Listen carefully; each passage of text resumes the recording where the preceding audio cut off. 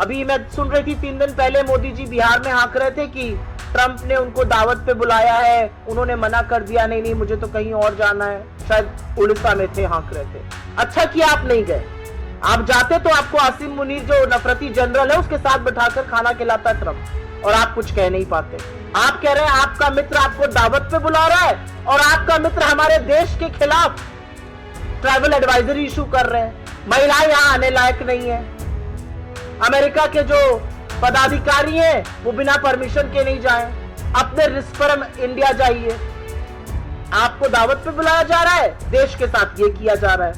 तो असलियत यह है कि अपने देश की विदेश नीति को जो धता बताया है मोदी जी ने, उसका फलसफा ये है, क्योंकि विदेश नीति तो कोई है नहीं। विदेश मंत्री लेजर आंख लाल लाल लगाकर रील बनाने में व्यस्त है, मोदी जी सही कैमरा एंगल ढूंढने में व्यस्त है।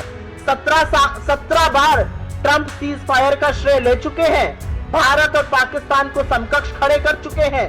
आसिम मुनीर और नरेंद्र मोदी का नाम एक सांस में ले रहे, जो मुझे कतई अच्छा नहीं लग रहा, क्योंकि जो भी हो मोदी जी इस देश के प्रधानमंत्री हैं। लेकिन भाजपा को और मोदी जी को शायद इससे कोई फर्क नहीं पड़ रहा है। हमारे ऊपर टैरिफ लगा दिया, हमारे लोगों को हथकड़ियां बेड़ियां पहनाकर खदेड़ दिया, हमारे देश के खिलाफ इस तरह की बातें हो रही हैं और पाकिस्तान की वाहवाही हो रही है। सबसे बड़ी विडंबना क्या है, हमारे लिए ट्रैवल एडवाइजरी अपडेट हुआ, पाकिस्तान के लिए अपडेट नहीं हुआ। पाकिस्तान का ट्रैवल एडवाइजरी मार्च वाला ही, और बलोचिस्तान और खैबर और पख्तूनख्वा उधर मत जाइए जहां पर उनके यहां टेररिज्म होता है।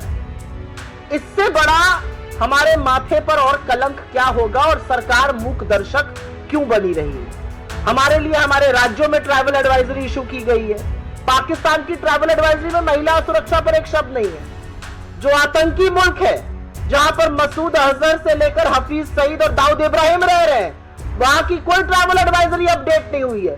भारत जैसा देश, हम दुनिया की चौथी अर्थव्यवस्था है, हम एक बड़ा मार्केट है, हम गांधी का देश है, हमारे लिए ट्रैवल एडवाइजरी इशू हो रही है, पाकिस्तान को कोई ट्रैवल एडवाइजरी नहीं इशू की जा रही है। कितनी बड़ी विडंबना है ये, कितना बड़ा विरोधाभास है, इस पर नई दिल्ली को फर्क ही नहीं पड़ रहा है।